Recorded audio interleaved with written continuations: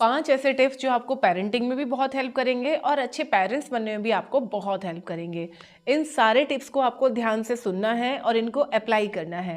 हो सके तो एक पेपर पेन लेके बैठ जाइए और उस पर ये चीज़ें आप नोट करते जाइए। नोट करने के बाद आप टिक लगाना कि आप इनमें से कितनी चीज़ें कर रहे हैं और कितनी चीज़ें नहीं कर रहे हैं। इससे आपको एग्जैक्टली पता चलेगा कि जो चीज़ें मैं बता रही हूँ उनमें से क्या क्या चीज़ें रह रही हैं जो आपको अप्लाई करनी है। तो चलिए वीडियो को स्टार्ट करते हैं। चैनल पर अगर आप बिल्कुल पहली बार आए हैं या फिर आपने अभी तक हमारे चैनल राइज विद अभिलाषा को सब्सक्राइब नहीं किया है तो सब्सक्राइब जरूर कर लीजिएगा, क्योंकि इस तरीके की इन्फॉर्मेटिव वीडियोस लगातार हमारे चैनल पे आते रहती हैं।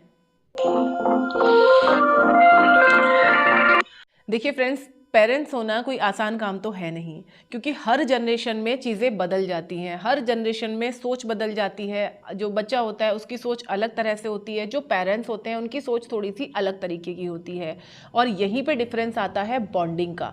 तो आज की इस वीडियो में जो मैं टारगेट करने वाली हूँ दैट इज़ बॉन्डिंग, कि अपने बच्चों के साथ आप बॉन्डिंग कैसे अच्छा बनाएं, कैसे आप ऐसी पेरेंटिंग करें कि बच्चे आपके साथ बड़े होने तक भी जुड़े रहें। सबसे पहली चीज़ इसमें आती है बच्चों का टाइम टेबल सेट करना। बच्चों को टाइम टेबल सेट करने से मतलब ये नहीं है कि आप उनको फोर्स कर रहे हो किसी चीज़ को करने के लिए। इसका मतलब ये है कि आप बचपन से ही बच्चों को समय की कीमत सिखा रहे हो।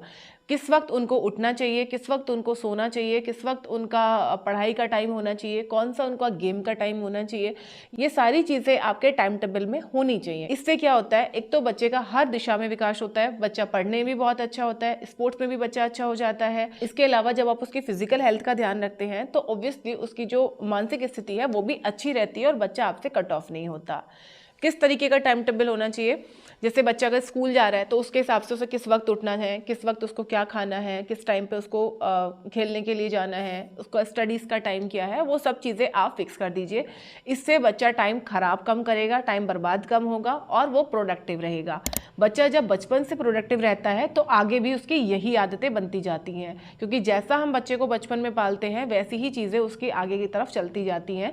अगर शुरू में ही आपने लापरवाही कर दी तो आगे भी ये चीज़ें फिर लापरवाही से चलती रहेंगी।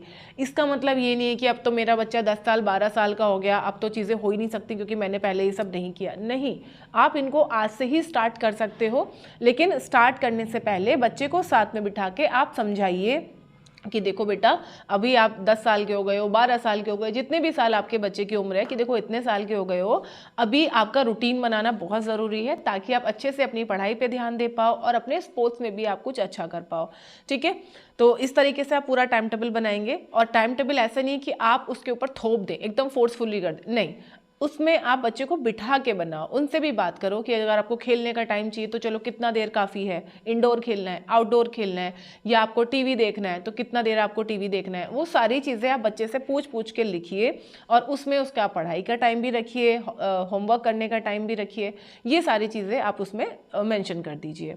तो सबसे पहला काम आपको क्या करना है, बच्चे का एक पूरा टाइम टेबल बनाना है, और ना सिर्फ बच्चे का बनाना है, अपना भी एक टाइम टेबल बनाना है ताकि आप बच्चों के साथ अपनी बॉन्डिंग बढ़ा सको। यही मेरा दूसरा टिप है कि आपकी बॉन्डिंग आपके बच्चे के साथ होना बहुत ज़रूरी है। अपना टाइम टेबल बनाइए और अपने और बच्चे के टाइम टेबल में एक वक्त ऐसा ज़रूर रखिए जब आप कुछ नहीं कर रहे हैं, सिर्फ आधा घंटा बैठ के बातें कर रहे हैं।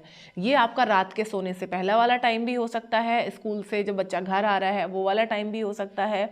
कोशिश करो कि ज़्यादा से ज़्यादा आप बच्चे के साथ बैठ के खाना खाओ। जब साथ में खाना खाते हैं ना तो उससे बॉन्डिंग बहुत बढ़ती है, क्योंकि जब खाना खाते हैं तो और भी चीज़ें डिस्कस होती हैं, बच्चा आपसे अपने मन की बात बताता है।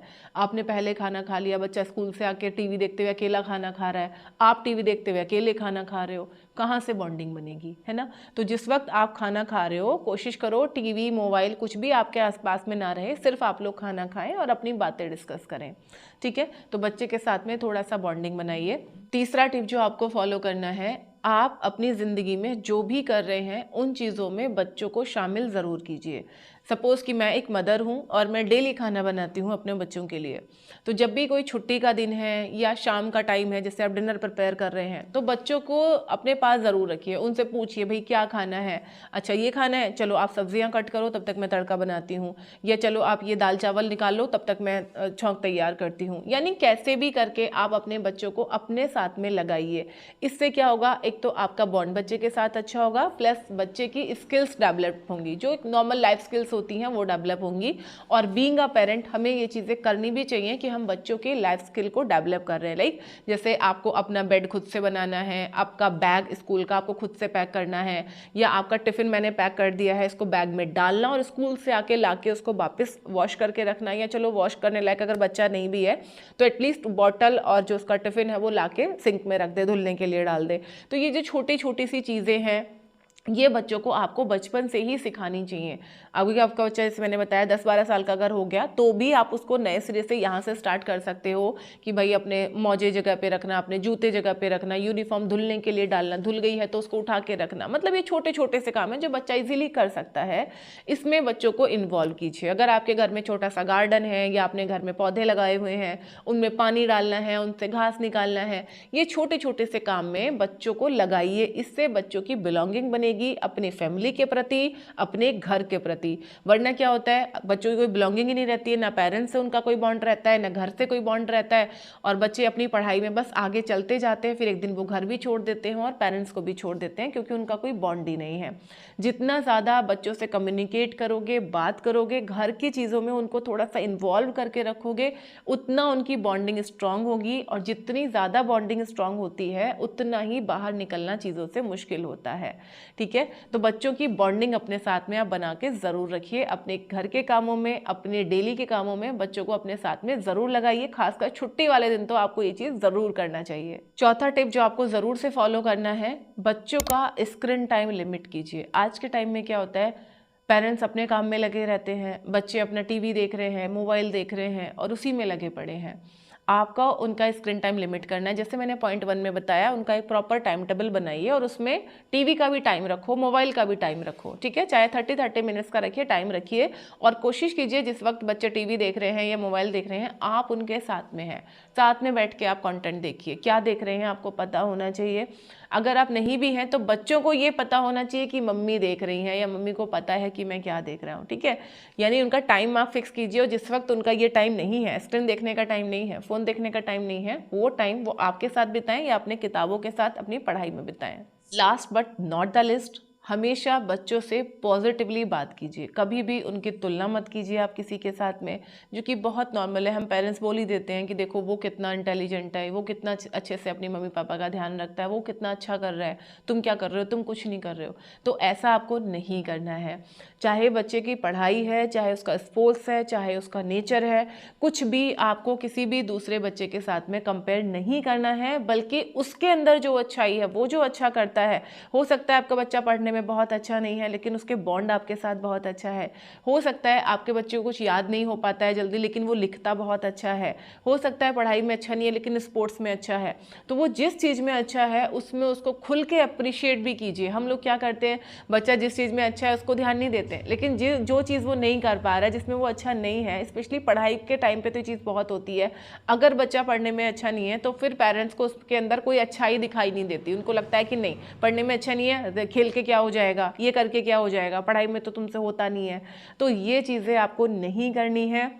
डेफिनेटली आपको उसको अप्रिशिएट करना है, आपको मोटिवेट करना है पढ़ने के लिए कि बेटा पढ़ाई करो, पढ़ाई का स्कोप है, पढ़ के ये होगा वो होगा। आप उसको ये चीज़ें समझा सकते हो अपने एक्सपीरियंस से, लेकिन डीमोटिवेट करना, दूसरों से तुलना करना, नेगेटिव वर्ड्स बोलना, वो नहीं। जितना हो सके बच्चे को अप्रिशिएट करो। घर के काम आप उसको छोटे छोटे सिखाइए। आपने उसको बोला कि कल सुबह उठ के आपको अपना बेड अच्छे से अरेंज करना है, ठीक है, बच्चे ने सुबह उठ के कर दिया और वो आपको दिखा रहा है, तो आप उसको ये नहीं बोलेंगे कि हाँ ठीक है ना, रोज करना है अब तो, ये हम तो रोज करते हैं, तुमने कर दिया तो क्या हो गया, ऐसा नहीं। अरे वाह बहुत बढ़िया बेटा, अब से रोजाना करना। ठीक है, इस तरह से कभी कभी बिना वजह भी आप बच्चों को अप्रिशिएट कीजिए, उनको प्यार कीजिए, गले लगाइए। ये सब छोटी छोटी सी चीज़ें हैं जो आपकी बॉन्डिंग को बनाती हैं बच्चों के साथ में, और आपको एक अच्छा पेरेंट भी बनाती हैं बच्चों की नज़र में। आई होप ये सारी चीज़ें आपको ज़रूर समझ में आई होंगी। इनमें से क्या क्या गलतियाँ आप कर रहे थे, किस किस पे आपने कट लगाया है, वो आप ध्यान से देखिए और उन सब चीज़ों को वापस फिक्स करने की कोशिश कीजिए। फिर आप देखिए बच्चों के साथ आपका बॉन्ड कितना अच्छा होता है और कैसे आप अपने बच्चों की नज़रों में महान पेरेंट्स बनते हैं। आई होप ये वीडियो और जानकारी आपको ज़रूर पसंद आई होगी। इस वीडियो को अपने फ्रेंड्स और फैमिली में ज़रूर शेयर कीजिएगा। तो चलिए मिलते हैं नेक्स्ट वीडियो में, तब तक के लिए नमस्ते।